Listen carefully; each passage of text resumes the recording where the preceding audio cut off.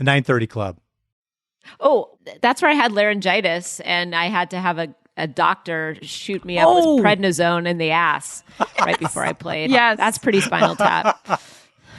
That's the only time I felt like, oh my God, there's a doctor with a needle, and he's asked me to pull down my pants. This feels very rock and roll.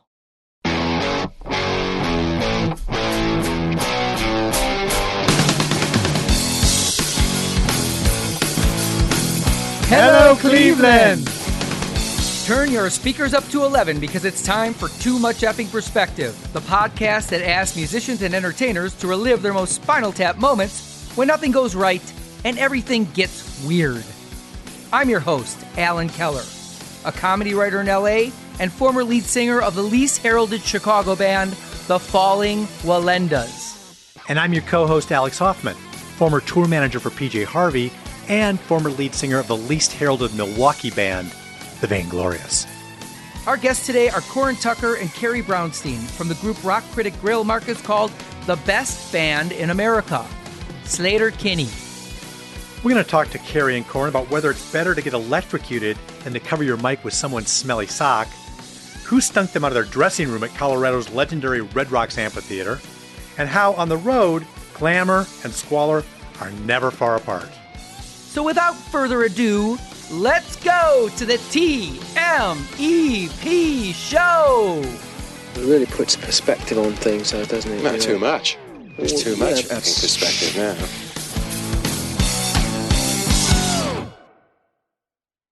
Alex, in our conversation with Sleater-Kinney, Carrie Brownstein said something that should be carved into a chunk of granite or at least a piece of drywall and placed in the Rock and Roll Hall of Fame.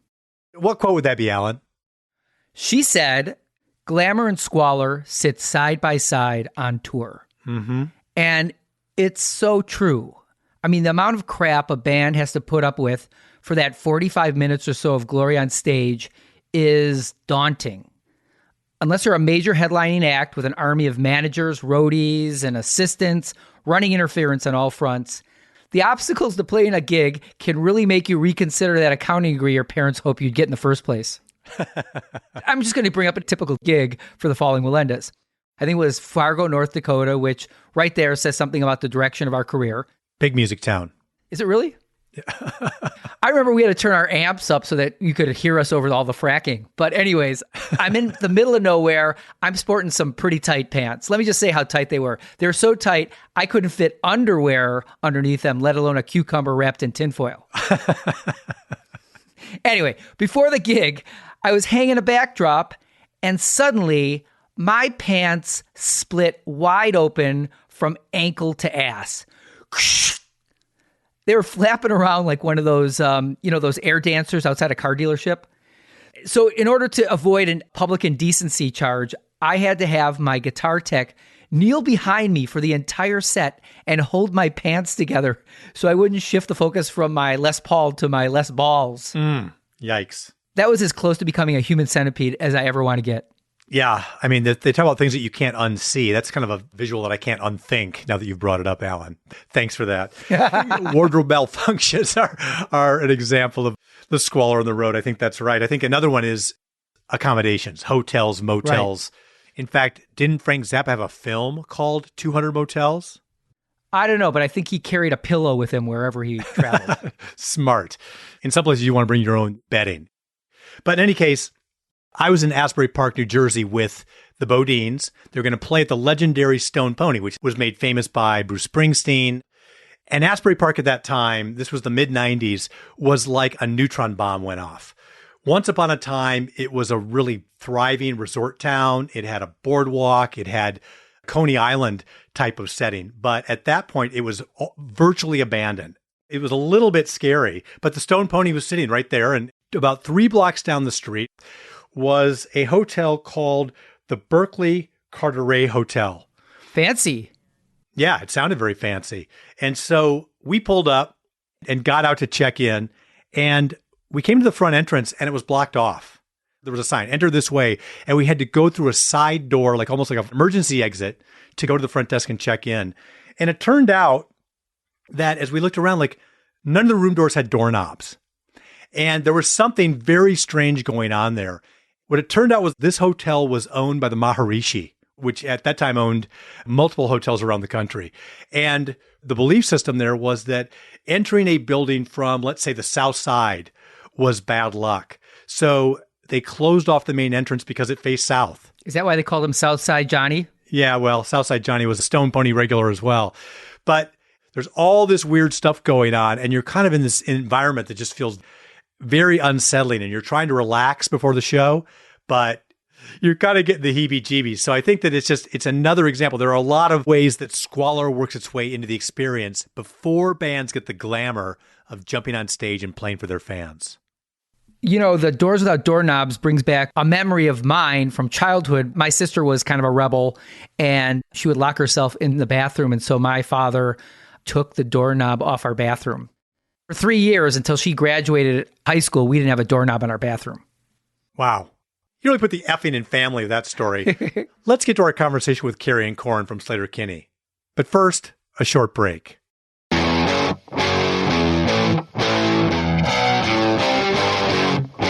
And now our discussion with the band that is more animated in real life than they were on Bob's Burgers, Sleater-Kinney. Carrie, I just wanted to tell you that I saw a film the other night called The Nowhere Inn that you wrote and directed and co-starred with Annie Clark, also known as St. Vincent. And I thought, wow, here we're doing a podcast with you about a mockumentary. This is Spinal Tap, and you just made a mockumentary. Is that a good way to characterize it? It defies categorization in some ways, but I think mockumentary or meta-mockumentary or some kind of hybrid psychotic docu-style movie is the best I can do. But it definitely, it's a weird film. And of course, I think anyone making something about music that is also satirical and is kind of skewering life on the road is always paying homage to Spinal Tap. Rewatching it in advance of this interview, I was like, oh, so many references have just embedded themselves in our culture. The provenance was Spinal Tap, whether you know it or not. Well, you know, the opening scene of the movie is the inversion of the limo scene in Spinal Tap, where they close the partition on the chauffeur, Bruno Kirby. In this one, Annie Clark gets the partition closed on her.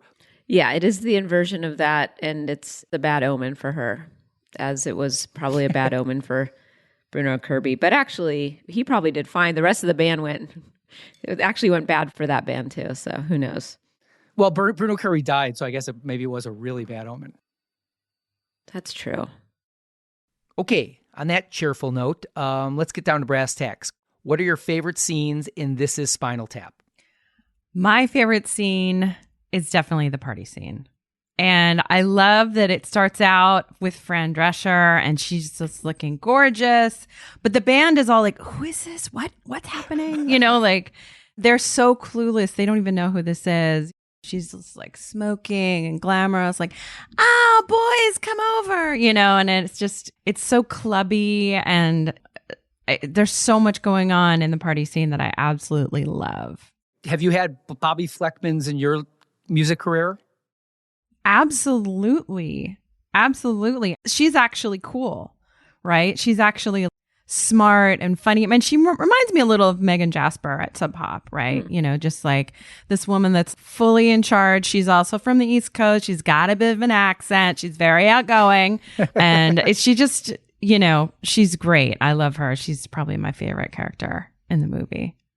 There's so much going on in that scene. Isn't it the cold sore scene too? Yes. Yes. That part is just so random where you look up and you're like, wait, what? I guess originally they actually had the instance where they both contracted herpes, but they ended up taking that out and just making it a sight gag, which is so great. Yeah. I think that's actually better. Carrie, I want to ask you, what is your favorite scene in This Is Spinal Tap and why? I really like the scene at Elvis Presley's grave. It's so abject. And I don't know, it's just kind of this like quiet, weird scene. But I feel like it's very relatable. Like they're trying to make this profound moment out of something and they know the cameras are there and they're going to harmonize. They're paying homage to one of their heroes, one of these like musical legends, and they're just failing. And I think I appreciate like the introspection in that moment, and just it's a pretty grounded scene actually compared to a lot of the movie, but it feels like a distillation of everything that's going wrong for them. So yeah, I like that one. Well, that's a Too Much Fucking Perspective scene. Yeah, it's like our title track. Have you been to Graceland? I have, yeah. I think we went on tour. You have to go. It's obligatory. What's it called? The Safari Room or the Cheetah Room? What is that? The Jungle Room. Oh, the Jungle Room. I knew it was some Marlon Perkins special in there. There's a pretty little thing waiting for the king down in the jungle room. See, you're doing the same thing. We're like, you're starting to sing, and then if we all tried to harmonize, we'd be in the exact Who same would want to go boat. raga? I want to go raga. I don't even know what the hell raga is. That's how non-intellectually curious I am. I've never actually looked up raga. Just a pronunciation of reggae, isn't it? I don't know. Could be. Nobody knows. Could be something else. I was once on tour with this little band out of the UK called Balloon. And as we were driving through Memphis, we stopped at Graceland. And being relatively new to the music business myself, I thought, well, Elvis was on RCA Records. These guys are on RCA Records. Surely they'll embrace us and just let us pull the van right up in front of Graceland to take a photo. And so we tried to convince them that that was the right thing to do, but I got shut down on that one. Anyway, you guys were just on tour with Wilco, and there's a couple of headlines that I found in looking at things, and I just want to throw these out there, and then I want to hear what some of the great experiences that you both want to share with us. Kansas City Magazine said, KC COVID fallout. Wilco and Sleater-Kinney show moved from Midland to Grinders after Garth Brooks fiasco. I don't even know what the Garth Brooks fiasco was, except I guess his tour was shut down because of COVID. There was the Jimi Hendrix Experience, and now I guess the Garth Brooks fiasco. I mean, I don't know. Something about Midland sounds like something, but Grinders, that could be a strip club. I mean, who knows? But the Kansas City Pitch says Sleater-Kinney at Grinders KC on August 12th, 2021, amid a hellstorm. And then jambands.com said Wilco and Sleater-Kinney play a shot in the arm to resume Rainy Forest Hills show. Yeah. And lastly, the Boston Globe, Sleater-Kinney, Wilco bring the heat. So there's a lot of meteorological references in these headlines. So tell us about it. It was definitely a weather-heavy tour. I feel like the weather was our proverbial band member. Grinders is a sub shop, right? It is kind of some kind of... I think it's like a sandwich barbecue situation. It's really like a giant wood pit. Like you're playing like an outdoor pit, basically, that's filled with wood chips. Wilco got rained out of that show. They didn't even play. We didn't sound check because it was pouring rain. The crew had to cover up all of the equipment. The venue employees had to cover up all the lights and their gear.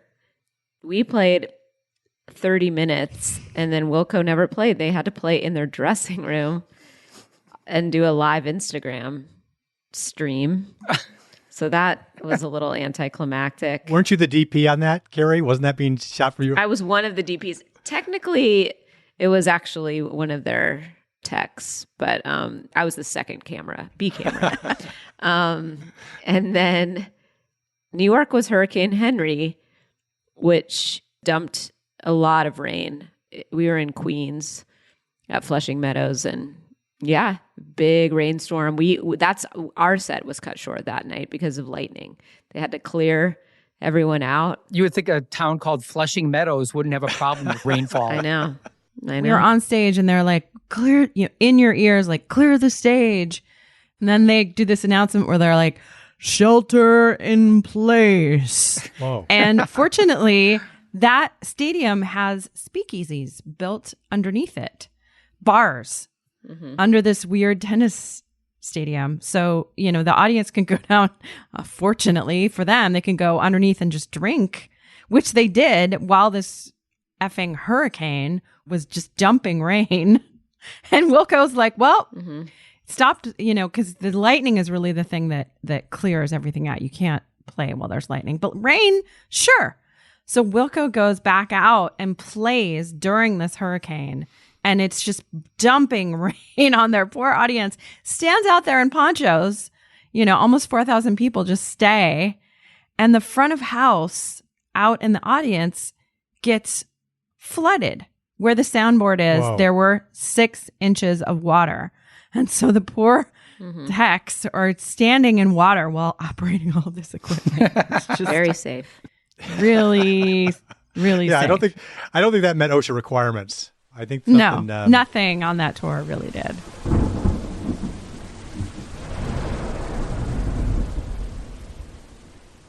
My band was known for being meteorologically challenged. And every time we played, even indoors, there would be like a tsunami or something. And I got electrocuted so many times, you could have run a model train set off my lips.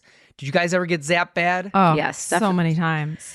Yeah. I've been shocked so intensely that like I basically just see stars and wow. definitely in the early days when, particularly in Europe, there's always grounding issues, or you'd try to sort of configure like, oh, I'm sure if we just use this adapter that's not up to code and act like we can plug your American amp into this British plug. It just, it was lots of hijinks like that. It's fortunately been a long time since I've been shocked, but that can really fry your brain. It feels pretty intense. It's really one of those things that just makes you angry, and people don't realize it while you're like trying to sound check or whatever, and they're like, "Oops, sorry," and you're like, "God," and trying to keep your cool and go on with the show, but it's kind of impossible. And then sometimes they'll just be like, "Put a sock over it." Oh, that's so gross. That is the worst. Like, we're just gonna put like a little muffle here, but you're still physically being shocked the entire time. But also then smelling someone's sock. Ah. It's very derelict. Come on, you two are punk rock. That's just like the day to day, right? Yeah. That's the day to day. That's the dream. That's it. That's living the dream. When you're using someone else's mic ever, It's so gross. When you can smell the breath of someone else, like the mouth smell, the saliva of someone else. I played after John Popper. Oh. Yeah, from Blues Traveler, and I had to go in his mic, and it smelled like, smelled like a grinder. Yeah. Smelled like a I was gonna say, grinder. when you're playing at CBGB, you're smelling Joey Ramone's breath 20 years later or whatever.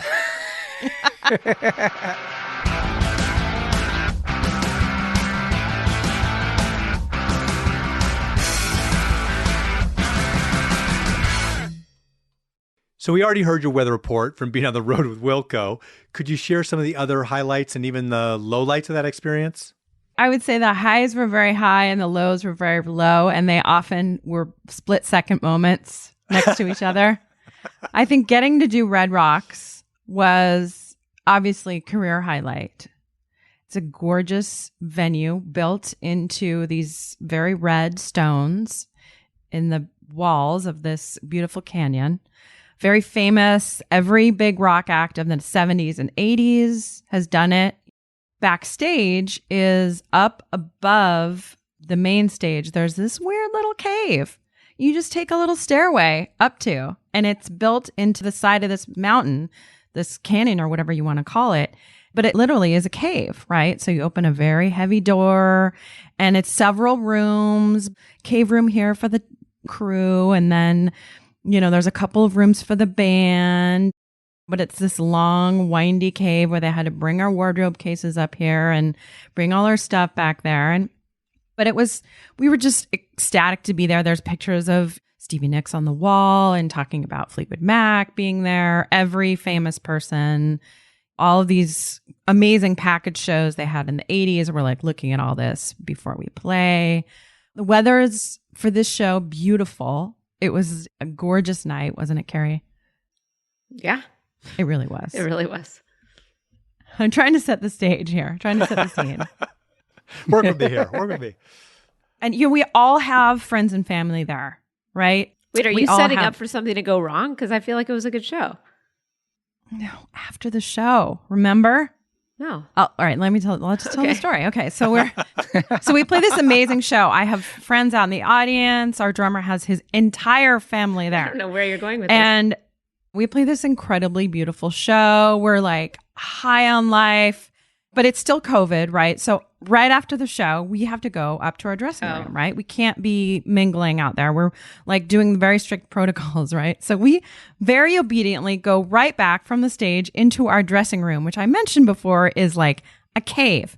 And we open that door and all six of us in the band are just like, yes, we did it. We played a great show. We walk into that dressing room and someone has taken the biggest dump. That's right. Like epic. And it's the tiniest space. There's no windows. It's inside of a cave. And so we walk in there and it's like particulate. It was so Gross. disgusting. It was like walking into an outhouse.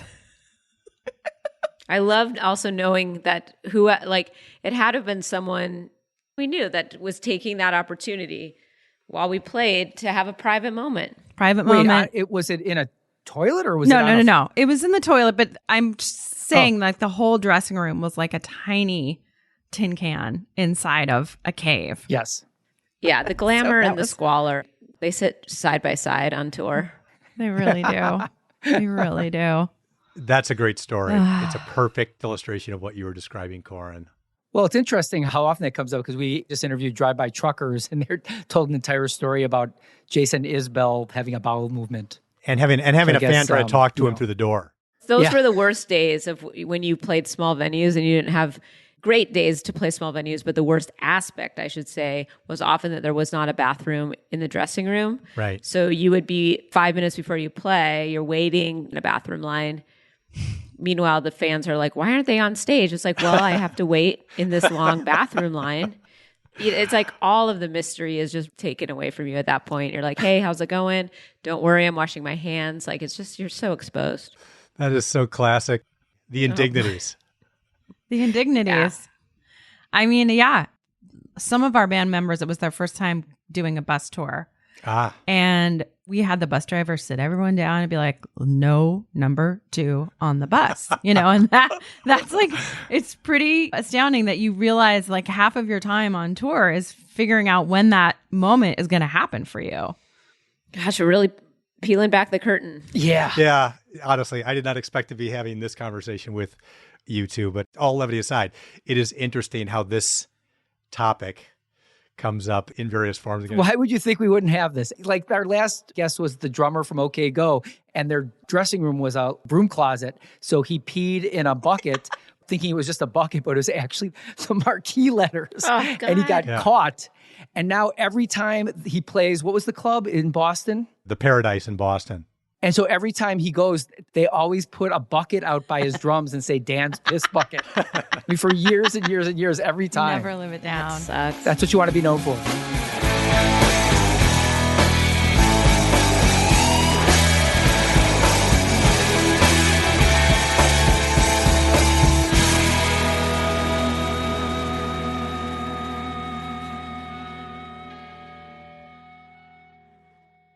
I also want to hear about your band, your tour manager, your crew, and trying to crank the machine back up. Any Spinal Tap moments in that experience?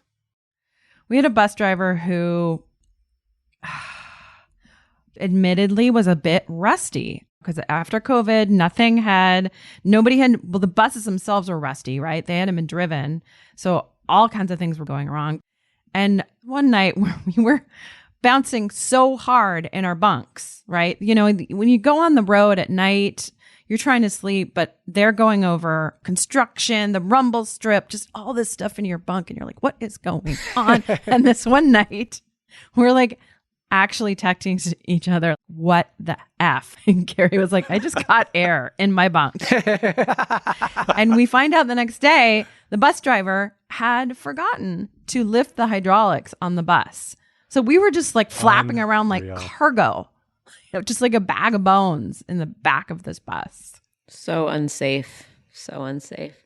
Not as bad as our bus driver on our last European tour, who might have been like one of COVID's patient zero. So like he it was like COVID patient February. zero. It was literally like February 2020, and we had this like really sick bus driver.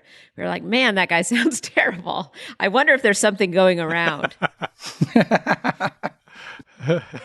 I was talking to this friend of mine, and the lead singer in his band got COVID in like March 2020. And I said, do you know how he got it?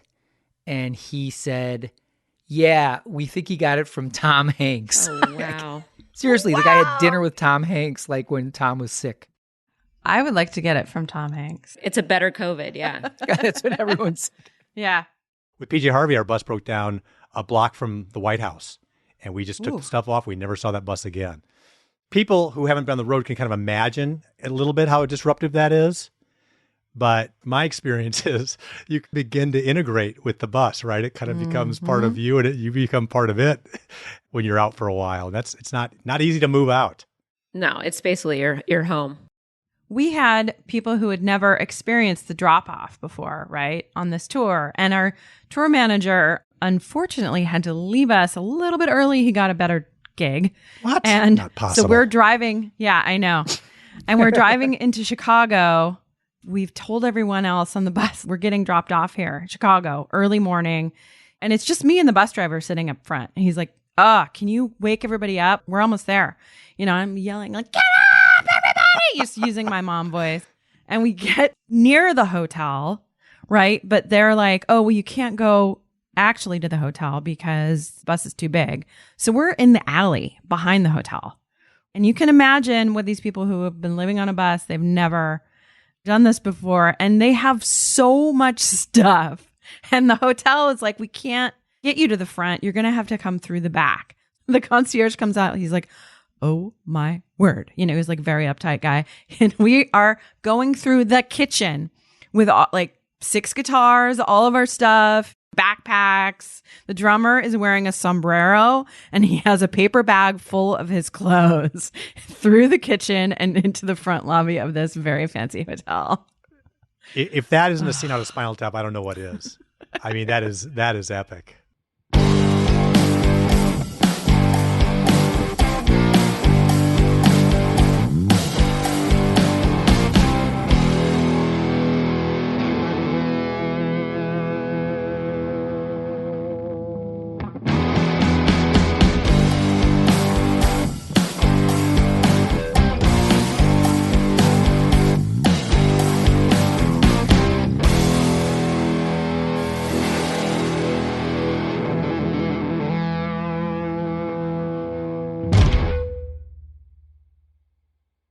I was in Chicago when your Portlandia partner, Fred Armisen, was playing drums in Trenchmouth. And a friend of mine, actor Eddie Jemison, told me he worked with Fred and D'Arcy from the Smashing Pumpkins at this coffee joint called the Java Jive.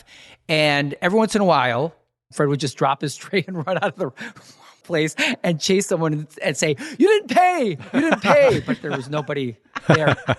Which brings me to my next point. Carrie, you made the transition from music to comedy, and I did the same thing. I was in a band in Chicago. I went through the Second City program and started writing sketch comedy. And I basically had 2 different personas depending on what I was talking about. And I've noticed the same thing with you. When I see interviews with you about Sleater-Kinney, you're very serious. But when I see interviews with you about Portlandia, a lot less so. I guess it depends on the interview and the topic. Traditionally, like our straightforward Sleater-Kinney interviews are a little more serious. Like the questions we get asked sometimes are really heavy, like politics and culture. I mean, it's not lightweight stuff. You're sort of reading the room in terms of conversational tone. I feel like it's more of that than what I'm bringing to it. If someone's like, well, there was riots in Portland when we're talking about like the Sleater-Kinney record, like it's not that funny. So I think it's, for me, just more contextual. But what I appreciate, I guess, about having both is they kind of do fulfill like the 2 different sides of me, which don't really feel schizophrenic, feel like a part of the whole. And I like being able to kind of code switch between the 2. That long form video that you both did with the Path of Wellness, right? I mean, there's the reenactments and all that kind of stuff. I mean, there's some laugh out loud moments in there interspersed with the music. I think that worked in kind of a nice way. Yeah, that was really fun. We kept like the music part of that very earnest, but it was fun to kind of just mess with everything else because there is a silliness that both Corin and I have that obviously Sleater-Kinney is an earnest endeavor, but I think outside of the music, we are a little more multifaceted than that. And so it's nice to have an outlet for other things.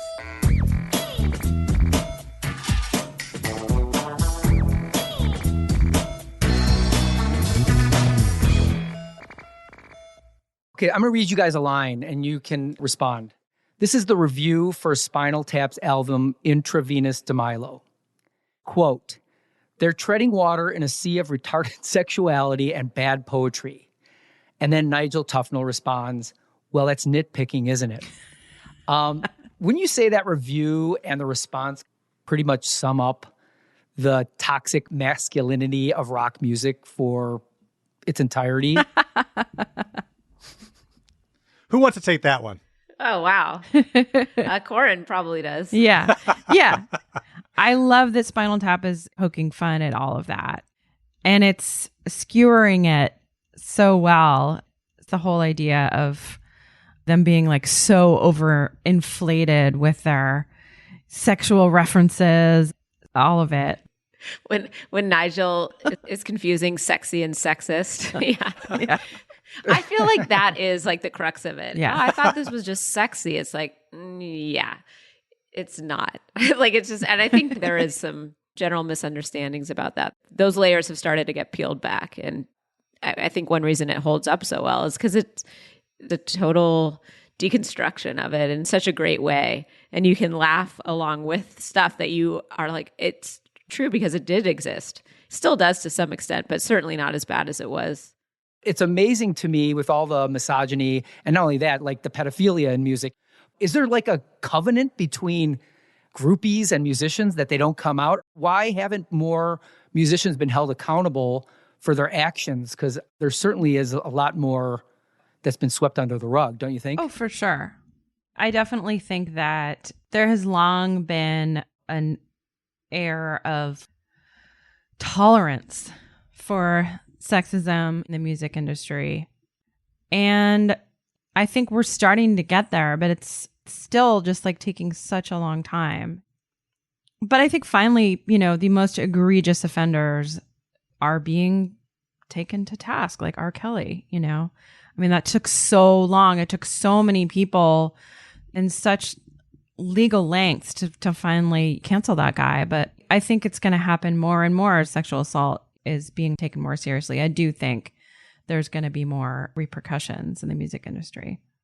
Speaking of R. Kelly, back in about 1995, my band, The Falling Melindas, were mixing a song at a Chicago studio called CRC, and we had the off hours. Like we were there from 7 p.m. to 7 a.m.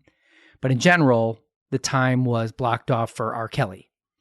And all night long, we would get calls from females. Hello, is Robert there? Is Robert there? And, at the time I thought, wow, this guy is pretty popular. But in retrospect, I'm wondering how old those girls were. And it kind of creeps me out now.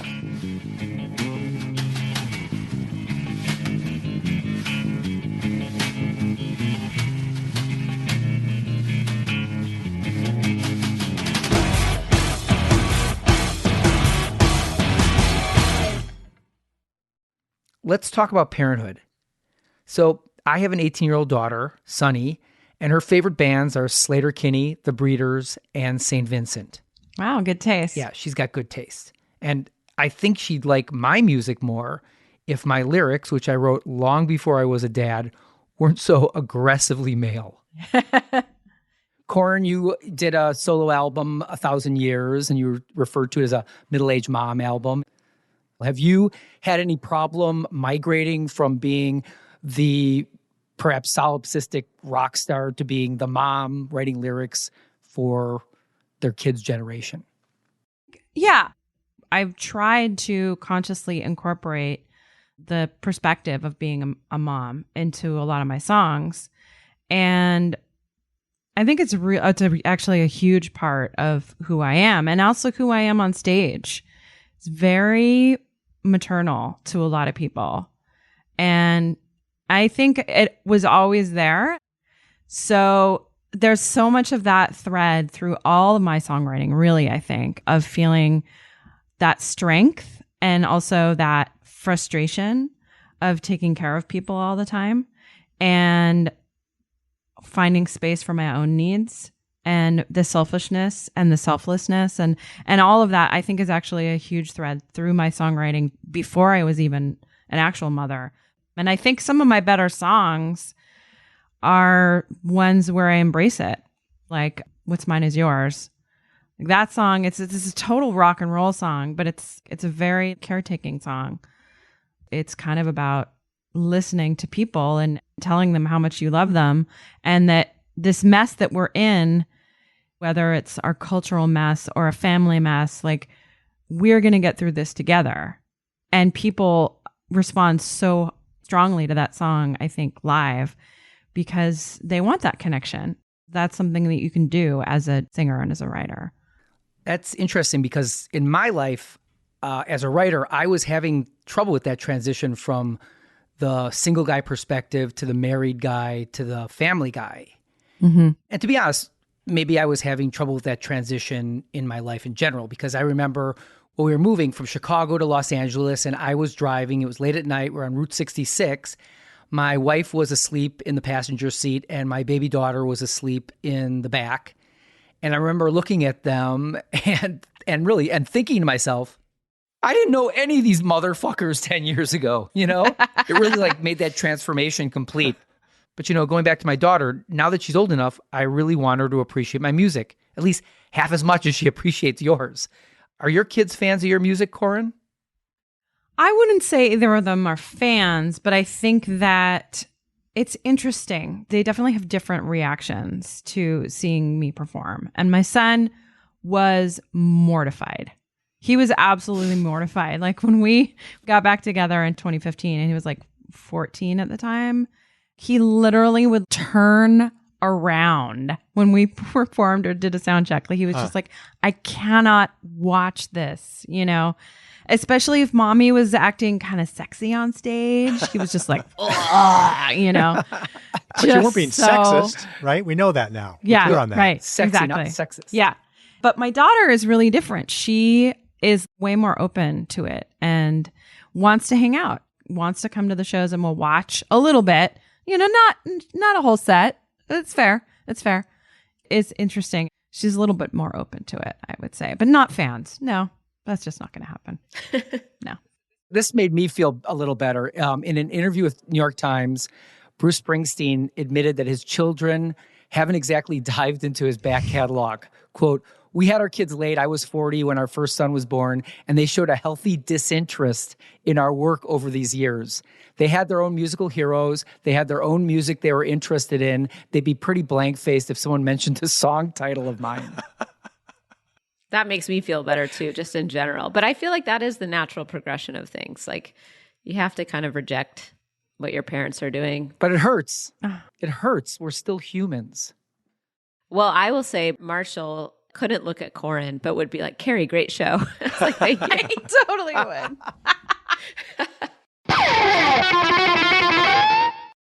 So I'm wondering, do parents ever treat you differently when they find out that you're a rock star? I think there are those moments, and it's like about 10 seconds before we're doing a fundraiser. Like it's literally like, oh my God, I know your band. Oh, the school fundraiser. That's amazing. But the thing is they're like, wait a minute, you're in a band with Carrie Brownstein. Oh my God. And the amount of Portlandia swag that I had to commandeer for the fundraising, it was epic. That's hilarious. Carrie, of course, was always very gracious about it. Signed posters. What if I wasn't? That would be so weird. You know, I used to work for TED Talks.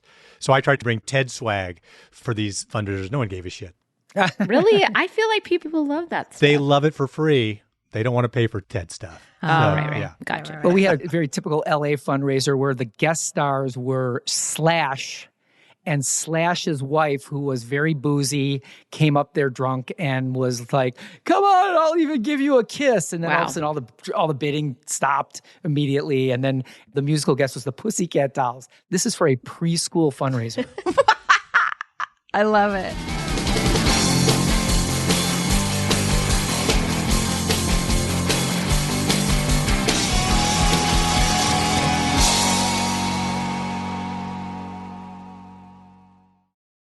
I wanted to try something that we haven't tried before. This is going to be a round robin thing where I say the name of a club and each of us will tell a one sentence Spinal Tap moment that happened there.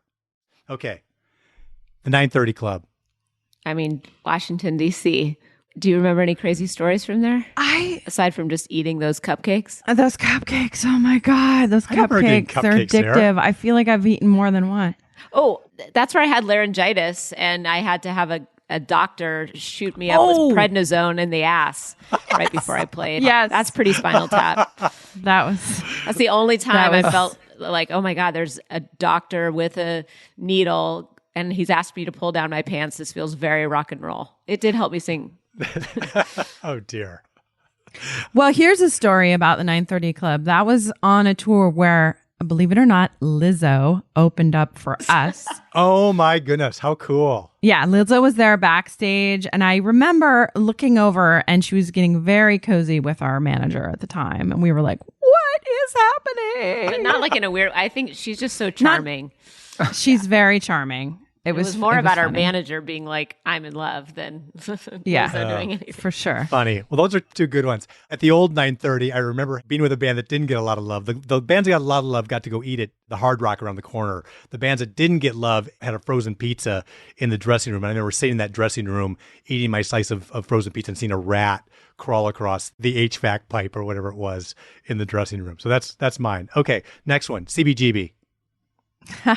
Well, Corin and I, in such an amateur move, you know, lots of shows at CBGBs are late. We were on at like 11, and we thought, let's go to the top of the Empire State Building before we play.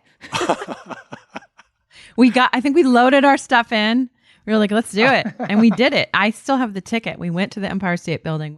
Went to the top, came back down, and played a rock show. Not bad. That's pretty cool. The ultimate tourist experience in New York City. That's awesome. Mine is that when Radiohead played there, Creep was huge on MTV.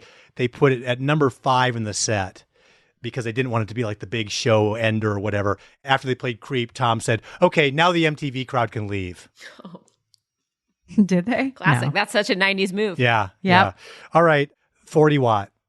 Oh, yeah. Oh, yeah. Well, 40 Watt in Athens. I mean, mostly I just remember hanging out with Vanessa from Pylon at that cool record store next door to it. And also, Little Yo-Yo stuff. Found the Raincoats record that before it was reissued widely. Finally found that Raincoats album. I have a good story at 40 Watt. What is it? I don't think I can tell it. I can't tell it. I'm sorry. Okay. Well, thanks for that. So do you want to do the outro, Alan? Yeah. Where can your fans find your stuff, find out what's happening, your social media, whatever you want to promote or whatever you want to, how you connect with them? Your fans know this. Our listeners, where can our listeners find all of those? Yeah. So our website, Sleater-Kinney.com. Obviously, the Sleater-Kinney Instagram, we try and keep that updated. That's definitely the one that we do personally. Is Instagram. We have announcements about what's upcoming. We're doing a couple shows this fall. Yeah, or you can just come to our houses. You ask where to find us. We're usually at home. What about your movie? I believe The Nowhere Inn is now available to stream on all the usual streaming outlets. Disney Plus? Yes, it's all the usual outlets, but mostly Disney Plus and select theaters.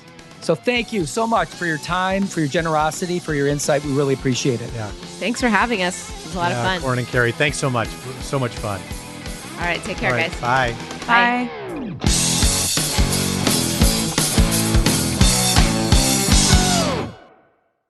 Bye. Alex, I just love the story about Sleater-Kinney's gig at Red Rocks and how Carrie and Corin remembered it differently. Carrie recalled a beautiful night that went off without a hitch, and then Corin reminded her of the stink bomb waiting for them in their dressing room. It would be like Mick going, Keith, wasn't Altamont a great show? And Keith going, except for the Hells Angels part. Was that your British accent? British? I thought the Stones were German. Oh, boy. Oh, shit. You know, it goes to show you that even a band with the stature of Sleater-Kinney knows that the bread of glory is often smaller than the cold cut of Squalor. But it still makes a damn tasty sandwich. Alex, I think you just made a second saying for our dry wall of fame. Congratulations!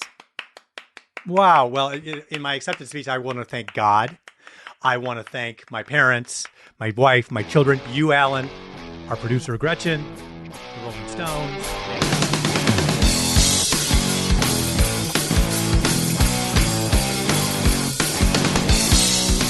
You know, the truth is that when an on-call rock and roll doctor, also known as a rock doc, is giving you a shot in the ass before you go on stage to perform, that's all the evidence you need that you've reached the pinnacle of glamour and the depths of squalor. Thanks to Corin and Carrie for reminding us that these two opposing states of being are constant bedfellows when you're on the road and living the dream.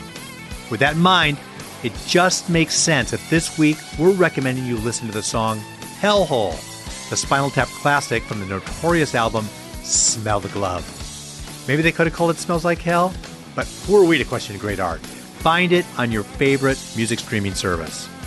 This episode is edited by Gretchen Kilby, music by J.K. Harrison. Please follow, rate, and review Too Much Effing Perspective on Apple Podcasts. You can also find us on Spotify, Stitcher, iHeart, or wherever you listen to podcasts. We're on Instagram, Facebook, and Twitter at TMEP Show, and our website is tmepshow.com. Although it would be as great as having armadillos in our trousers, this podcast is not affiliated with This Is Spinal Tap, and no person or entity connected with the film has sponsored or endorsed its content. This podcast is not affiliated, sponsored, or licensed by Authorized Spinal Tap LLC or Century of Progress Productions. This is Alan Keller. On behalf of my co-hosts Alex Hoffman and myself, thanks for listening. We're going to close the show with a song called Growing Old, written and performed by one of Sleater-Kinney's biggest fans, my own riot girl and daughter, Sunny Ray Keller. See you next time on Too Much Effing Perspective.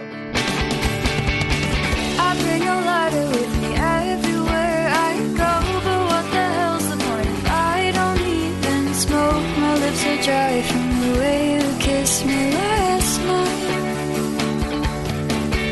And oh, I wanna die, I wanna make the ones who left me cry. Take a snapshot of life and validate it online. I wanna burn my clothes and run away from home, but I'm not willing to throw away my phone. Is it cliche? I always feel this way. All of the songs are about being 17. I guess the end of life isn't as interesting. Get drunk and cry off my parents cooking wine. And I don't wanna die, I wanna make the ones who love me cry. Take a snapshot of life and validate it online. I can do it on my own. I don't need your hand to hold, but growing up is getting old. But I could do it if I tried. Getting by with what I'm